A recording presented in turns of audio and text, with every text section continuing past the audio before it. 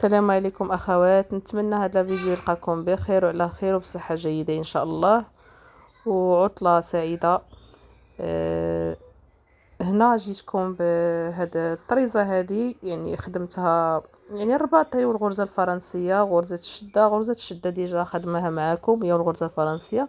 جيت انا نعاود معكم الغرزه الفرنسيه. البنات انا ديما كنعتمد هاد الطريقه هذه في الطرز باش هكا ما تيتخبل لياش الخيط، ما تيتشنتفش وما كنعقدش الخيط. هنا نتوما كيف ما كتشوفوا، كيف ما درت الابره موراها تنجي تنرتق الخيط على هاد الطريقه هذه. نتوما راه الطريقه واضحه، انا خليتها هكا، خليت الفيديو بطيء باش يبان لكم مزيان. هكذا كنخلي هذاك الشويه هكا خارج باش هكا ما نديرونجاش. ابخي تنجيب مقص ديال الفينيسيون اللي كيكونوا عنده دوك الرويسات طالعين، يعني ما غاديش نخاف يتقبل ليا الثوب ولا شي حاجه. صافي هاد الطريقه هذه ما تخافوش، يعني راه ما غاديش تشنت مراتكم الخيط ولا يخرج ولا هذا، حيت ديجا غادي نخدمو فوقو. يعني هذاك دوك العقيدات دابا اللي درت مازال غادي نخدم الغرزه الفرنسيه فوقو، وما غادي يوقع والو ان شاء الله. هكا غادي تموت هذيك سميتو. كيف ما كتشوفوا لويت الخيط راه على 6 ديال الشعرات، المجموع 12.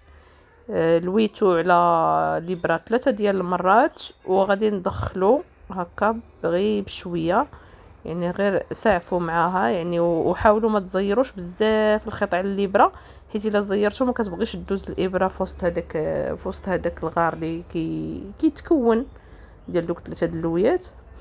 صافي هكذا هذه هي الطريقه. وموراها تنبقاو غاديين، يعني كنعمر الجوانب هما الاولين، وعاد موراها تنعمر الوسط، يعني ديك الدوره كامله فوق ما تكون عندي رشمه ديال الغرزه الفرنسيه تنعمر ديك الدوره كامله ديال الجناب، موراها عاد كنعمر الوسط.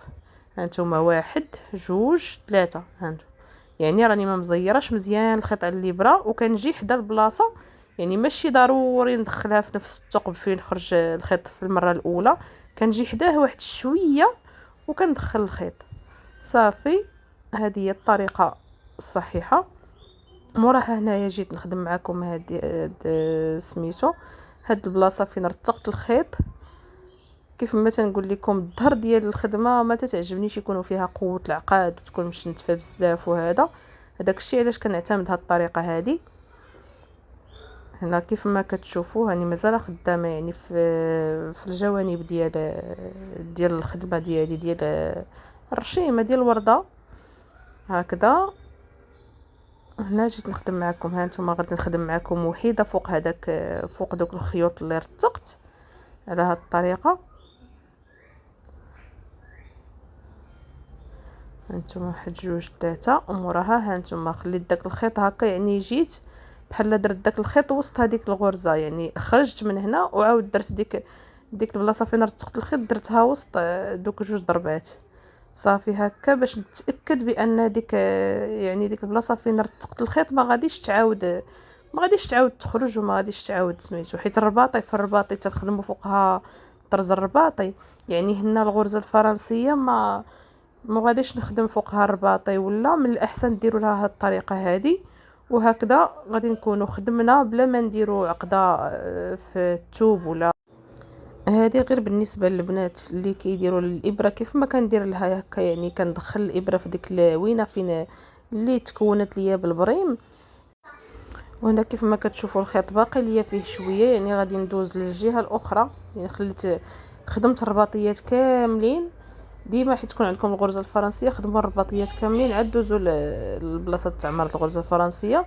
هنا كيف ما كتشوفوا دزت غير من تحت هذوك الغرز اللي كانوا ديجا تكونوا ليا، وغادي نزيد نعمر هذيك البلاصه. يعني هنا من بعد ما عمرت هذيك البلاصه اللي يعني عمرت داكشي اللي بقى ليا في الخيط. هنا هاد الطريقه باش كنعقد الخيط هكذا، يعني كندخلو 2 مرات وكندلويه على الابره 2 ديال المرات هكذا، كنزيد ندخلو تحت هذوك الغرز هكا باش نتاكد بان الخيط ما غاديش يعاود يخرج مورايا ولا هذا. صافي كيموت هكا. من بعد حيت كتديو الطريزه ديالكم الحديده والمصلوح، ولا كتصلحوه في الدار، يعني راه كيموت هذاك الطرز في خطره. نتمنى هذا الفيديو ينال الاعجاب ديالكم، والى فيديو اخر ان شاء الله.